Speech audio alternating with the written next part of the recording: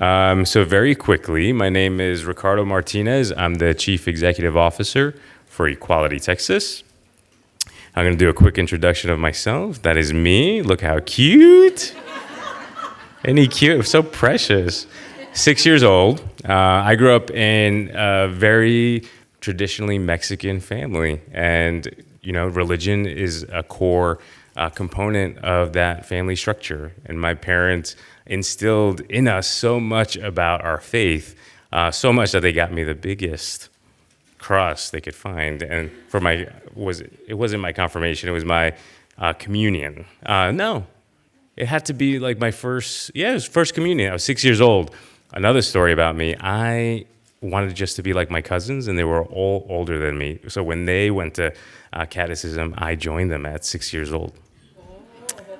Yeah, and they let me, so, But I only bring this up, number one, because my faith is incredibly important to me. And as an adult, it dawned on me that a lot of my advocacy is related to my faith, right? So my parents instilled in us the golden rule, right? You treat others the way that you want them to treat you. And it's simple, but it really is one of those lessons that when you stop and you really think about profoundly what that means, it really means that there are no exceptions, right? There are no exceptions. Your neighbor's your neighbor. You want to treat them just as they would treat you. My mom also instilled in me, P.S., side note, she still has a Tuesday and Thursday prayer circle in Brooklyn, New York, where she invites anyone and everyone who wants to join her. That is her expression of faith. It has always served her well. She loves it. The community loves her. And what she used to tell me all the time is that the best and greatest expression of your faith is helping other people, right? And although I don't go to church every Sunday, I do, in practice, by doing good things for other people, bring my faith with me everywhere I go. So just know that is incredibly important to me, that I help as many people as I possibly can in the shortest amount of time and do as much good as I possibly can, because time is not something that we are guaranteed, and we want to make sure that we are living a purposeful life, a very intentional life, and mine is of service to others, particularly LGBTQ folks. Another thing you should know is that my parents have 3 kids. All of their kids identify as LGBTQ. My mom calls it a blessing. And when we were 11 or 12 years old, we had our one and only family meeting. And during that family meeting, my mom and my dad sat in their living room, and they looked at us and they told us, if you decide to be gay, P.S., not the best language in the world, but the intent was wholesome and welcoming and loving, we love you no matter what. And it's something that I didn't understand was an incredible gesture from my parents until I was probably 28 or 30 and realized that not every LGBTQ person that came out had such a loving experience that my parents gifted me. And it was awkward, right? Right after they put like pamphlets on top of our TV and that explained everything to us. And we were 11 and 12, we didn't really fully understand, but it was still really loving, right? That was the best that they could do in that moment. And that's really all we can ask for people at any given moment, to try their best. And even if you don't understand what it's like to be LGBTQ, you understand that it's a part of us, and it's not something that we can separate. And so just keep that in mind. I only share that because this audience, it's incredibly important, and I'm grateful that you are here in this room, that you are willing to explore LGBTQ issues in Texas and to champion equality for all of us. Equality Texas is the largest statewide organization championing LGBTQ equality in Texas, and we have existed in one form or another since about 1978. So back when Anita Bryant was championing anti-LGBTQ, that's when we started here in Texas. And so we have been around probably over 40 years at this point. We've had a relative amount of success in pushing back. You should know that all of our power has always come from people showing up, because we haven't had very much institutional power here in Texas. We have two separate organizations that live under the same kind of umbrella. The C4 organization allows us to do lobbying and advocacy work.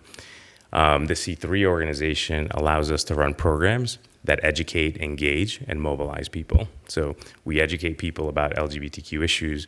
We engage you in actions. We give you opportunities to engage and to meaningfully connect to the work and contribute to creating a landscape where change is not only possible, but it's sustainable over time.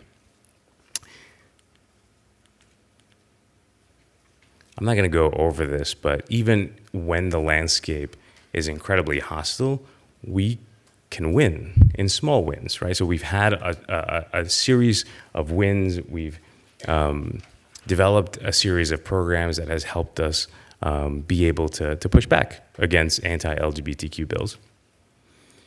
We like to meet people where they are. We like to educate people on the most critical issues impacting LGBTQ equality. We like to engage people. We like to give folks opportunities, again, to take action. And then if you so choose to take the next step and really immerse yourself on what it means to be an advocate by engaging through this Equality Fellows program that we have, which is like school for 6 months. But it really is a cohort of folks who really want to create change right where you are. And whether you want to do it with LGBTQ equality or you want to do it through other issues that are important to you, all those skills are interrelated. And so even if you go through our Equality Fellows program and want to do other organizing locally, it's helpful to you. So I've been doing this work, believe it or not, now for about 25 years. So I started when I was 14 years old volunteering for the gay men's health crisis back in New York City. And back in the 90s, when I first started volunteer work, was kind of the height of the AIDS epidemic, before medications became widely available and secured people's life and longevity. I went on a field trip with my 6th grade class. Yes, it was a 6th grade class. And we watched a video about an organization called ACT UP. These folks that practice civil disobedience and public actions to push back against regressive policies, the inaction of government institutions to help LGBTQ folks that were suffering through AIDS. And I was just inspired to just get involved in some way. In those 25 years, this work hasn't felt as heavy until this year. And there's a reason why. And I just want to explain it to you. The landscape has changed tremendously. Before, when we used to talk about attacks on LGBTQ people, we pretty much focused on legislative attacks.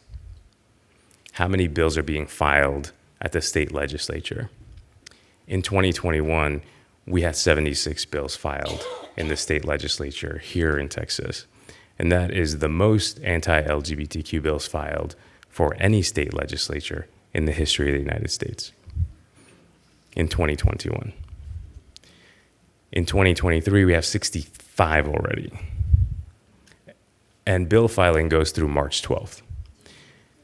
Again, I want to reframe the way that you see this, because in 2021, the 76 bills were filed across one regular session where we had 33 bills filed, and then 3 subsequent special sessions. So it took them 10 months to file 76 anti-LGBTQ bills. 65 have been filed in 2.5 months since November. But that's not all.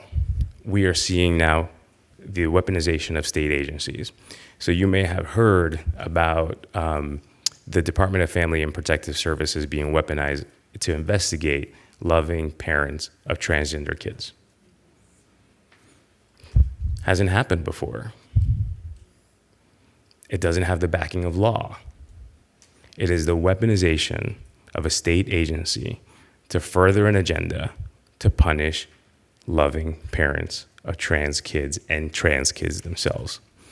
And the worst part is that it has a chilling effect on the way that LGBTQ people here in Texas navigate the world.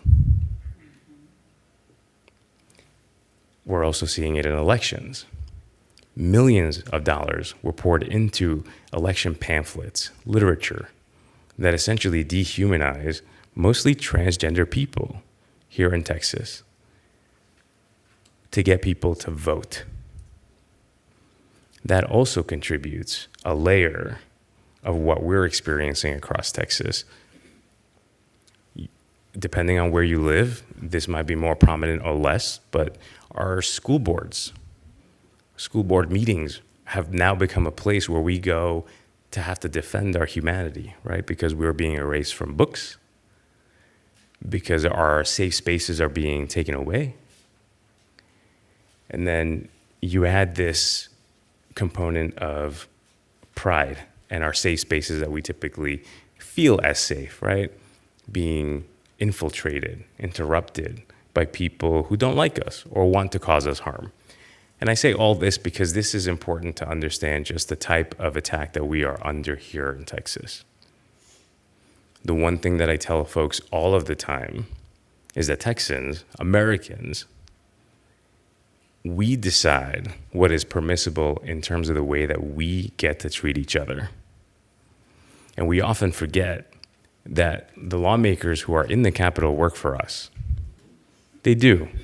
And we have the overwhelming majority of Texans that believe that discrimination against LGBTQ people is wrong. We're talking about 70% of Texans who believe that discrimination against LGBTQ people is wrong.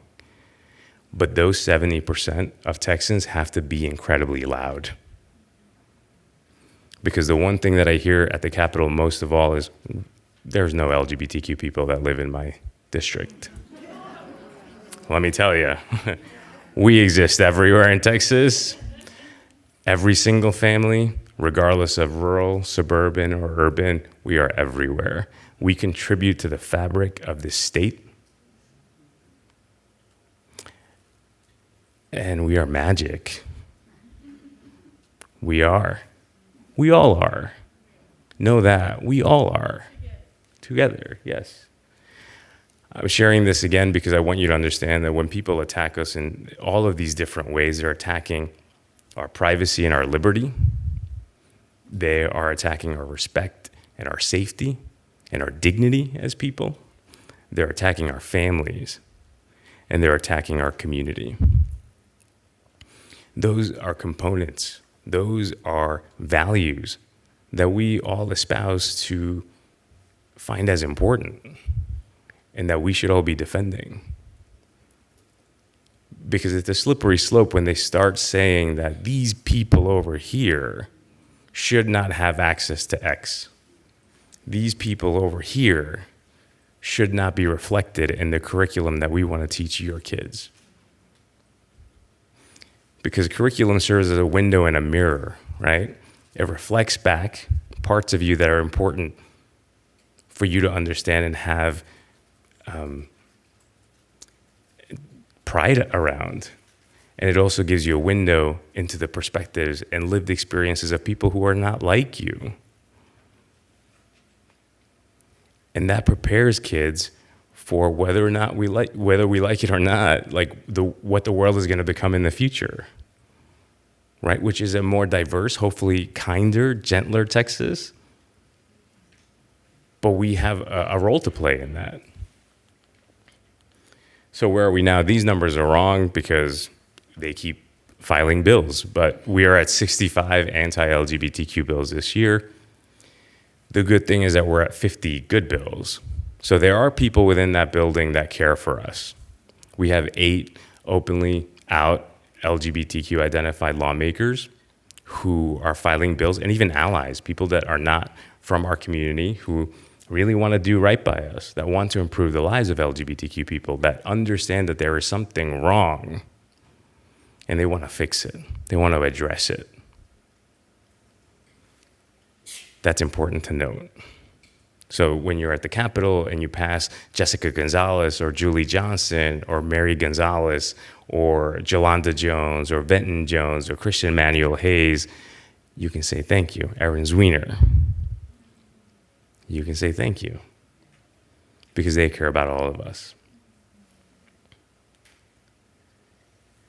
You know, it's a lot with only 14 people on staff to tackle that attack, right? Because a layered attack requires a layered opposition. an incredible wave of resistance that can only happen when folks are contributing. Everyone is contributing. And so what keeps me up at night are these questions, right? How do we optimize the power we have built since 2021 for good, for the maximum good, for everyone, right? When I talk about shared prosperity, it's not for one person or another, it's for everyone.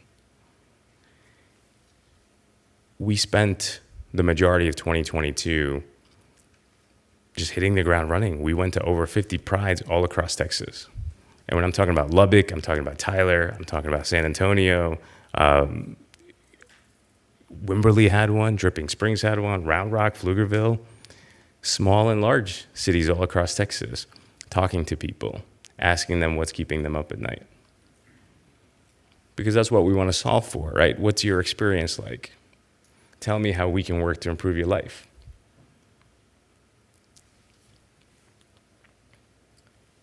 And so I see our opportunity here as all of us being part of an orchestra, right? We're a different instrument. And we're all playing at the same time, and we hit this tune, this beautiful tune. We really can create a beautiful symphony. And that means that we're part of an ensemble, right? Although we are a unit of people who may look like us, who may think like us, who share very specific values, we can contribute to creating this landscape where change is possible and sustainable over time, of shared prosperity, so that we're all collectively having a shot at living our fullest potential right here in Texas. No parent should have to leave Texas to get to safety because they're afraid for their kid. But when we all prepare, and when we bring in the woodwinds and the brass instruments, it's our job to be able to prepare everyone so that when it's our turn to contribute, we do it. And we do it in a way that is impactful, that is honest, it's transparent, and it's really an expression of love. My job is to make advocacy irresistible for everyone. And that just means that we have to be incredibly thoughtful about what is tangible for people. Not everyone can get to the Capitol. It's just not possible. So what can we do to give folks tangible actions so that when they call their lawmaker, when they send a postcard or a letter or an email, it reaches the right people. It strikes the right chord. It holds people accountable. And it paints this picture of shared prosperity, again, that we all envision, right? Because what they try to do is divide us so that we are fighting for scraps. And when they divide us, we have less power because we're not coming together. But united, we're a force. We are. So we're going to be doing things a little bit differently. Our eyes are squarely focused on the Capitol, for sure. But we're also going to have in-district actions that people can take. If you join one of these Texas Impact teams that focuses on LGBTQ advocacy, whether it's in Dallas or Austin or Houston, you're going to be able to join in district either events, demonstrations, actions that will help contribute to what we're doing at the Capitol. We want people to be pretty vocal and visible in terms of their support for LGBTQ equality. We want folks to commit to an action. And even if you don't join these regional teams, you can still do something from home.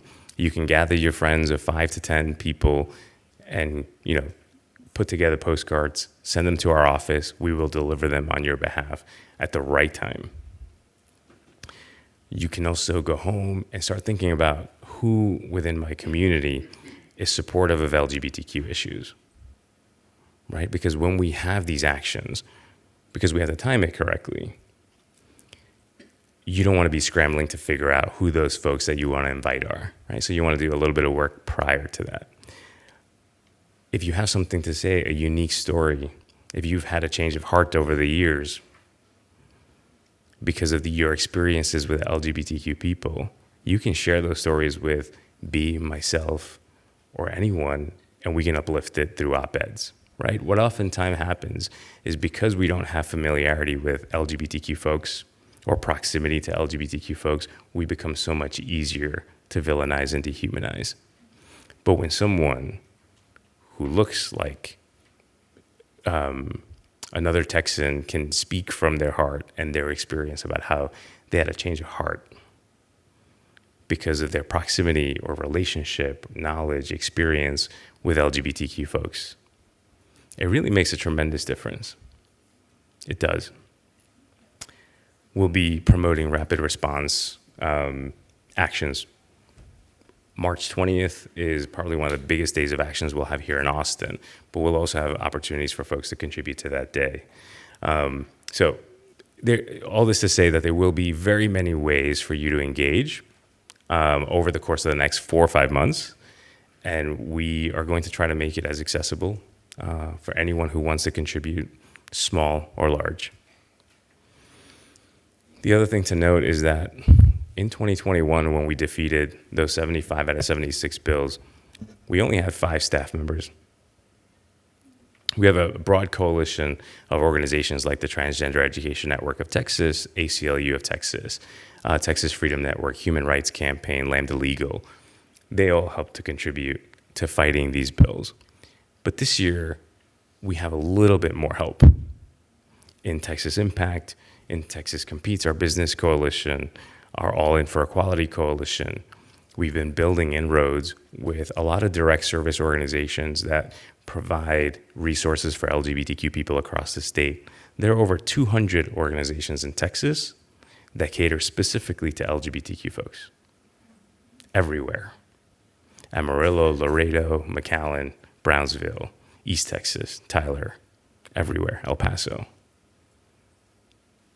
They're going to do their part to be part of this wave.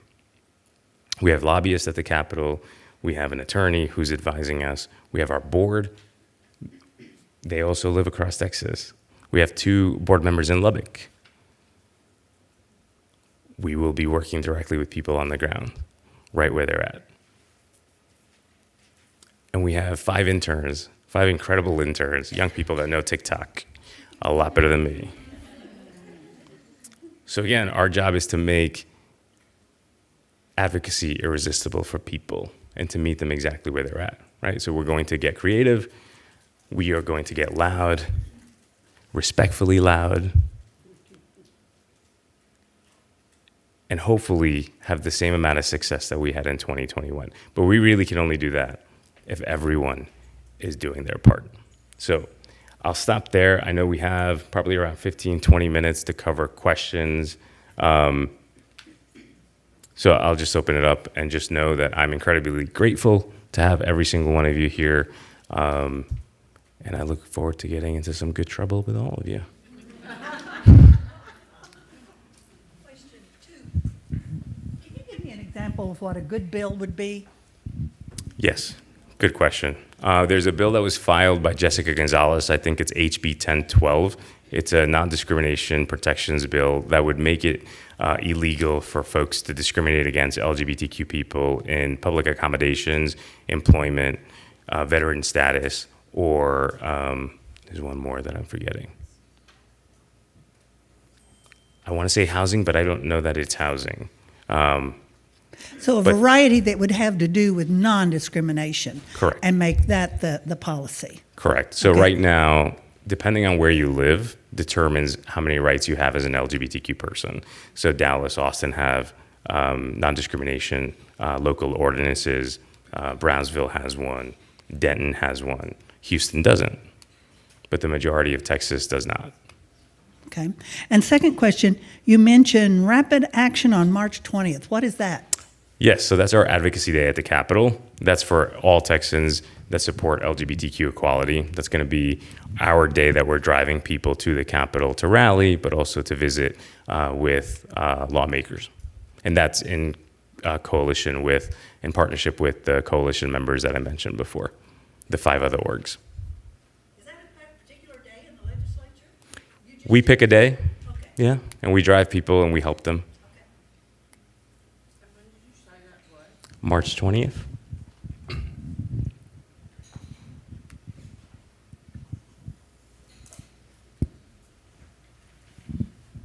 So as you were speaking, I went to your website and I was on the bill tracker that you all have. Unfortunately, my senator, Donna Campbell, has authored about 4 anti-LGBTQ dealing with healthcare. She's a doctor. What advice would you give me to go and, talk to her? Obviously, sharing a personal story. My daughter is LGBTQ, and but she just doesn't seem to be wanting to work with folks on this. So, any advice? Yeah, that's a great question. Oftentimes people will understand from the perspective of their lived experience, right? Your senator may not understand your specific story, and maybe because she doesn't understand, may lack empathy when you say it, right? So I think for me, it's always important to use language that most people will understand, right? So when we talk about healthcare bans, that is really attack on your privacy and your liberty. And I think that those are values that both Democrats and Republicans value very much and can really understand, right? And so when we talk to a senator who may be anti-LGBTQ, publicly anti-LGBTQ, we can tell them, this is an attack on the liberty, safety, privacy of Texans. And and then you can underscore with the harm, right? One thing that I haven't talked a lot about is just the escalation and the marked increase in the bullying, harassment, physical violence, and discrimination that's occurring to LGBTQ people every day. If you just think about their obsession with drag queens and how many of these events they are infiltrating with armed gunmen, white supremacists, and Nazis, that make it feel incredibly unsafe for our community. There's been 24 in Texas. That is by far way more than in any other state. 24 attacks? 24 protests of, yep. Can I make a comment for what you said? I've met her before, and she's really pro-health and has helped pass a lot of pro-health bills. So go back and look at her track record and see what you can use when you use language with her.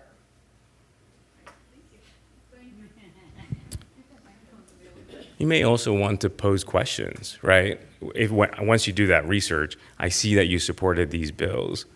Why do you think taking the decision-making power away from a family to make their own private decisions that are made in consultation with doctors is appropriate? And just leave it open, see what she says.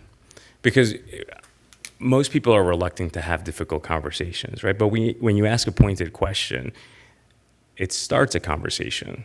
At least you're able to know exactly what they believe and then be able to follow up with something else.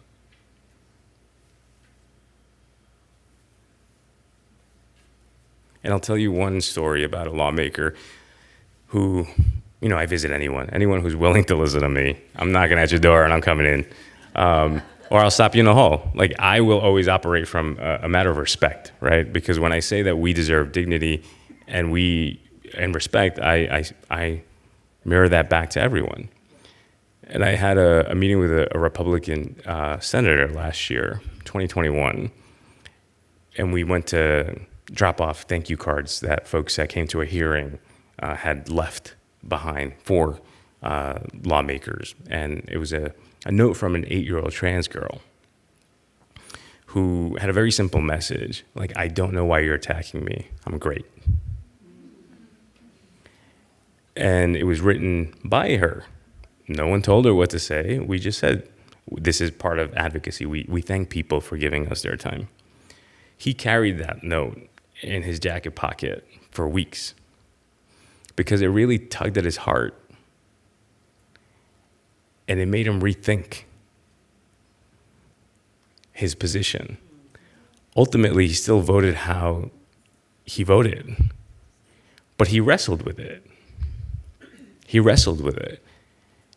And somebody may have another story just as compelling for him that may make the difference between him voting right or voting wrong this session. So these conversations where we often overlook because we think that someone who may be publicly anti-LGBTQ are the ones that we're supposed to be having more of. Because that's the only way we change hearts and minds. Yes. There's just so much disinformation, specifically around the trans issue, and we're not in that media ecosystem. And it's just very divisive, and so I'm wondering thoughts about how to, they're not going to listen to you because they're in a different ecosystem, and like, how do you become a trusted spokesperson or messenger in the face of that disinformation? I want to give you a very specific example. So oftentimes folks that are proponents of these bills, these anti-LGBTQ bills, and Scott said this when we were in the other room on a Zoom call, they use their faith as a reason to oppress us or to villainize us, right? I think you can use your faith to remind them that y'all means all, right? That when we talk about doing the most good for the most people, treating people with kindness and compassion, when we're talking about the golden rule, it really extends to everyone, and that you don't understand. I think when you meet them at a values level, something that they're willing to maybe, and it might not resonate in that moment, right? Not everyone's going to be receptive or ready to receive those messages. But there might be someone who is willing. It takes a tremendous amount of, you have to leave your ego at the door, right? It takes a tremendous amount of humility to be able to admit, like, hey, maybe I'm wrong here. And maybe what you're asking is for them to see it a different way. So maybe I'm wrong here is it's too far. But would you consider seeing this through this lens? The lens of a loving parent of a LGBTQ identified kid, or a grandparent of an LGBTQ identified kid. Yes. At our welcome session, it was mentioned that there are 7,200 bills, and it also mentioned that 25 to 50 bills get the most press. Do you think that your bills will land in that 25 to 50 group that will get the press? I would argue that right now we're dominating Okay. most media outlets. Okay. This has become the session of targeting LGBTQ people. Okay. Hi. At the last session, somebody asked about the medical community with regard to maternal health and the access to abortion. So my question's in this regard as well, because some of the bills, and I have your 65 plus 49 pro, I'm surprised that there's almost half, well, more than half are pro versus the anti, but several of them are regarding physicians, what's considered life-affirming care for trans youth. So we don't hear what the medical profession is saying versus the protests from evangelicals and religious right. Yeah, there's a section on our website that has a list of all of the Texas-based medical associations and the national medical associations who support life-saving gender-affirming care. The majority of the well-established associations, the reputable ones, are in support of gender-affirming care. Oh, yes, it is. But I think when you have sensationalized headlines, people are not going to pay attention to the actual facts of an article that might take you 8, 10, 15 minutes to read, right? And we live in a society now where everything is rapid, rapid, rapid. So that might be contributing to it. But I know that they've said it vocally before. I think it's also a matter of uncommon courage, right? We're in a moment where if you publicly state and loudly state that you are supportive of LGBTQ issues, including gender-affirming care for trans young people, people might show up at your door, at your place of employment and picket, right? So you have to really be measured on what you say, is my assumption. But I know that the majority of medical associations are behind access to life-saving care.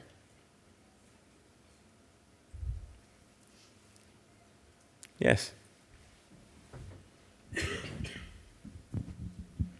Hi there. Our church that we have, the four of us sitting over here, are a part of. Our very first missional priority is that we do justice for the LGBTQ community and that we support those who love them.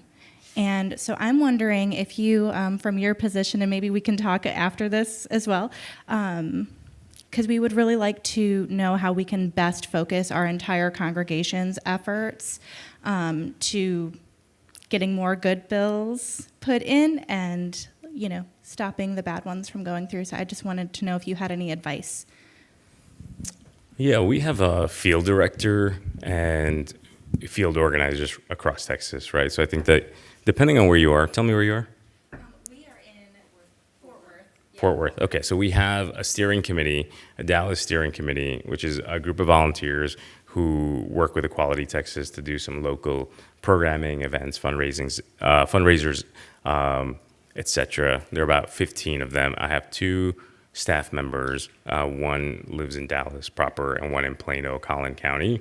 So we have activities that are happening there. February 18th is one of the local advocacy days that is happening in Plano, not Fort Worth, but close enough.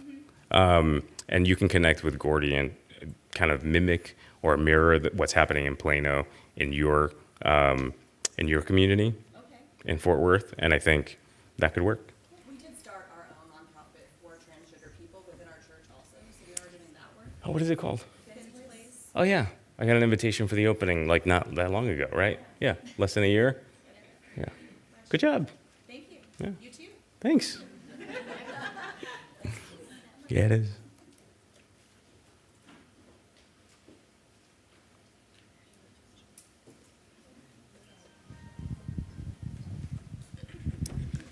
I'd just like to remind everyone that we are in this position with all of these issues because we let that very small percentage of people control this state because we do not know how to function within the primary election system.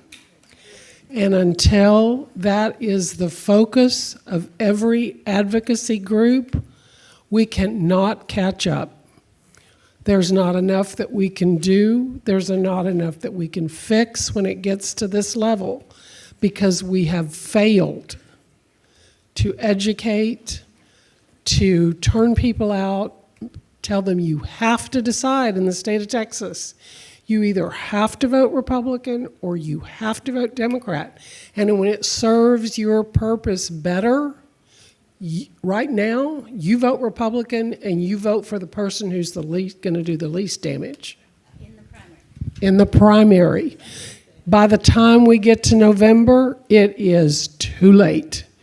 We have it in the state and we have it on a national level. And that is the only way to fix this mess. No, I don't disagree with you at all. But I think it's also where I think we're falling short as a collective is providing a value proposition that people can understand. And it goes back to shared prosperity, right? Like what are we telling people? How are we inspiring folks to take action? What is the alternative that's going to get people worked up, energized, inspired to really do more than what they're doing now. Yeah. Correct. But we're also in a legislature that voted for maps that would make it incredibly hard for change to actually be made, right? So it's about institutions. It really is committing to the long game, right? And I think that for us as an organization that has largely showed up to the legislature, one of the things that we're doing differently, to your point, is movement making, right? Talking to as many people as possible, listening to what and how we can improve their lives, and then showing up and actually doing that stuff, right? Instead of just having meaningless conversations that are not going to move the needle or improve the lives of people. People need to see it. They need to feel it. Yes?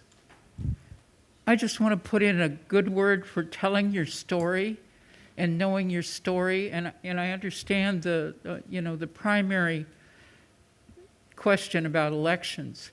But when, for example, I'm a great-grandmother of a child that was adopted by a loving gay couple, and they came to Houston, Texas, and went back to Florida with this child. I can tell that story now, and it's an open adoption, and I can talk about how this child is being raised in a loving family. Nobody else can tell that story the way I can. And I've discovered just saying that to a couple people, they'll come back to me later and they'll say, wait a minute, you're okay with that? And it's just a way to open the door, and the power of story is incredible, and it may not have immediate results, but down the road, that's where I work. I'm looking into eternity, and it really does work. Story, tell your story. Figure out what it is, share it with somebody, listen to their story. Thank you. Thank you. Thank you.